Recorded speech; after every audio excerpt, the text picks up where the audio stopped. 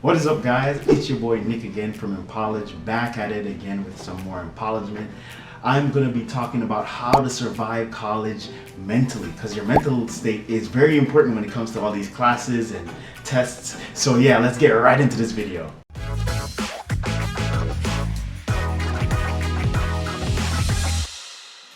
So surviving mentally in college is a very challenging task to do. So this video is going to be a little bit different because I'm going to be just talking a little bit about my personal experience. I don't necessarily even have a script here. I'm just going to go off the top of the dome, freestyle, I guess, if I can do that.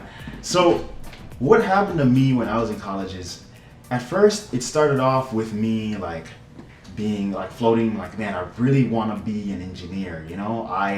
Personally, I looked it up beforehand just in case, because at first I wanted to do psychology, like I said in my previous video, but then I jumped into engineering because I really liked how it was.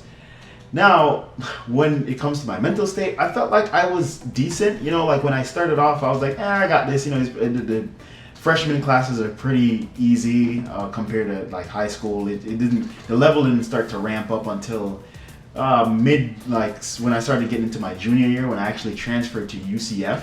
And I wasn't in Polk State anymore, and that's when things started to go awry. So my first semester at UCF, I was taking 4 classes, right? And then by the middle to the end portion, I had to make a decision. I had to be like, wow, I am failing 2 classes. I have 1 D in one and 1 F in another. Now, I don't think I can be able to pull those 2 up. The other 2 classes were fine. I had an A, but one of those classes I was putting like 4 hours in. It was really, really stressful. That one was probability and statistics. And I was like, man, I'm going to have to drop one of these courses. I have never dropped a course before in my life. I thought my life was going to end. My mental state was pretty down. I was like, I don't know how I'm going to, explain this to my parents. I felt like a failure. But that I talked to some of my mentors. Like I talked to my older sister, she's gone through college already, and I was like, I had to drop one of these courses, and I feel really like dumb and stupid. But she's like, it's fine. You're not gonna get everything. Not everyone is perfect at every class or every subject or whatever. So it's like, okay, it can work out regardless. But what really pivoted my mental state was finding these group of people. Honestly, it was a group of guys that just came up to me. I was studying, about to do homework, and I was like, just chilling, and they were like, hey, you want to come join this Bible discussion? And I was like, yeah, what better to do than to go please God? I was very, at the time I thought I was really deep into Christendom or whatever. And this isn't to push Christianity on anyone. This is just my personal experience. And what it helped me to do, I started like what I call studying the Bible, what we call studying the Bible. I started going through some scriptures, and it started to open my eyes to what Christ was all about. And I was like, dang, this is a lot more different than I thought it was going to be. And it taught me a lot about how to persevere in college. I was like, well, all these things are supposed to be beneficial, like making sure that you are diligent. So I would show up to class early and making sure that I'm doing the best I'm supposed to be doing. I was doing my best to get A's, and I maintained that 3.0 GPA, not just because I was, just brilliant. I was decent at math, but when push comes to shove, math is not something that comes naturally. You have to practice it. So I was decent at it. I never really flunked out on a math class, but those engineering courses started to really beat me up. But having that support group really helped me out.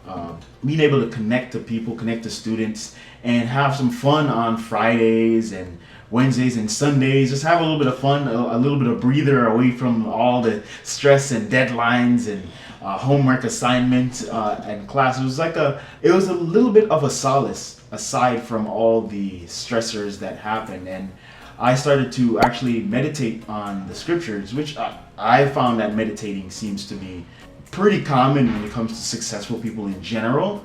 So maybe you could find a way to meditate aside from the Bible. I personally, the thing that worked out for me was meditating on scriptures and looking at encouraging ones, telling the Christians to persevere and telling the Christians to do the best that they can with what they have.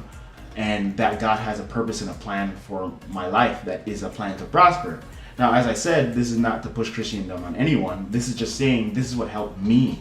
So something that can help you personally is finding your root cause, the actual thing that is at the center or the core of what you're doing. Because without that root cause, you're kind of just doing college. I know a lot of us are doing college just to get out and get money, right? But at some point, money is not everything. Like being in a relationship with people is more important to me. Like being around my family is more important. I don't know what the case for your family is, but being around my family is important.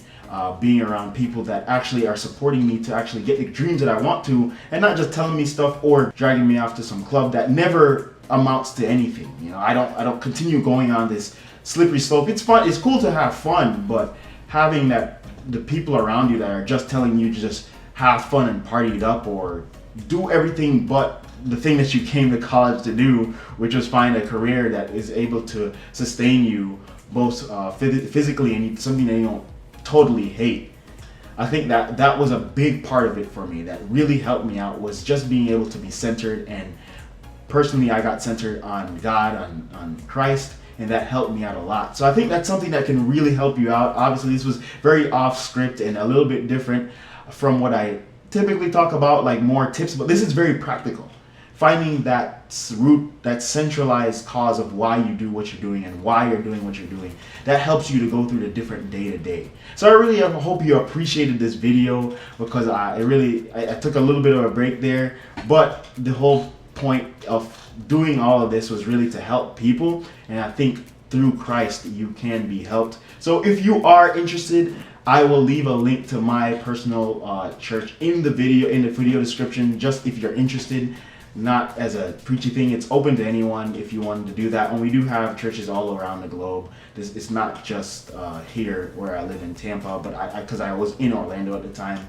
But if you want to get connected, by all means, just put something in the chat if that's something that you're interested in, or you can check out the website. But until next time, stay unpolished. If you're loving this content, by all means, drop a like, drop a sub, show the channel some love. And just for all of you who are like, what is that like neon blue type light going on in your background? I've been trying to keep this plant alive. It's a basil plant, and I forgot to turn this light on last night, so it's almost dead. But it seems like it's going well. We'll see. Maybe it'll make a guest appearance flourishing, or I'll just tell you that it died. So until next time.